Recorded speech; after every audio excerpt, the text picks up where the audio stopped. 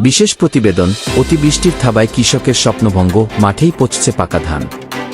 নিজস্ব প্রতিবেদক, দেশের বিভিন্ন অঞ্চলে টানা কয়েকদিনের অতিবৃষ্টি এবং উজান থেকে আসা পাহাড়ি ঢলে তলিয়ে গেছে হাজার হাজার হেক্টর ফসলি জমি। কাটার অপেক্ষায় থাকা পাকা এবং আধা পাকা ধান পানির নিচে তলিয়ে যাওয়ায় দিশেহারা হয়ে পড়েছেন লাখো কৃষক। বছরের প্রধান ফসল এভাবে নষ্ট হওয়ায় বড় ধরনের লোকসানের মুখে পড়েছেন তারা। মাঠেই পচছে ধান, কাটার শ্রমিক সংকট।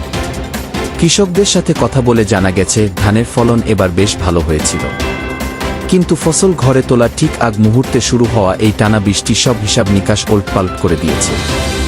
অনেক এলাকায় ক্ষেতের ধান পাকা শুরু করলেও বৃষ্টির কারণে তা কাটা সম্ভব হচ্ছে না। আর যেসব নিচু এলাকায় পানি থই থই করছে, সেখানে নৌকা দিয়ে বা ডুবুরিদের মতো ডুব দিয়ে ধান কাটতে হচ্ছে। একদিকে ফলন বিপর্যয়, অন্যদিকে এই দুর্যোগের মধ্যে ধান কাটার শ্রমিকের মজুরিও বেড়ে গেছে দ্বিগুণ। কৃষকদের বুকফাটা আর্তনাদ। ক্ষতিগ্রস্ত এক কৃষক ক্ষোভ ও দুঃখ প্রকাশ করে বলেন, আর মাত্র কয়েকটা দিন সময় পাইলে সব ধান ঘরে তুলতে পারতাম।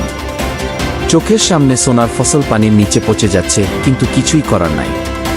এনজিওর ঋণ আর মহাজনের দাদন কিভাবে শোধ করব, তা ভেবেই বুক ফেটে যাচ্ছে।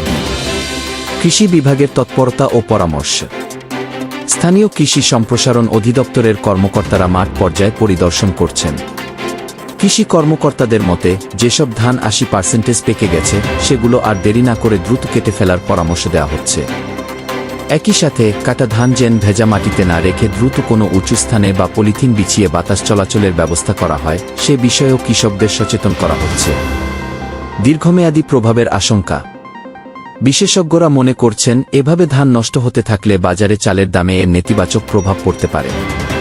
কৃষকদের এই ক্ষতি পুষিয়ে নিতে সরকারি প্রণোদনা, সার-বীজ সহায়তা এবং সহজ শর্তে কৃষি ঋণের ব্যবস্থা করা জরুরি বলে মনে করছেন সংশ্লিষ্ট মহল। দেশের খবর জানতে একটা ফলো দিয়ে পাশে থাকেন।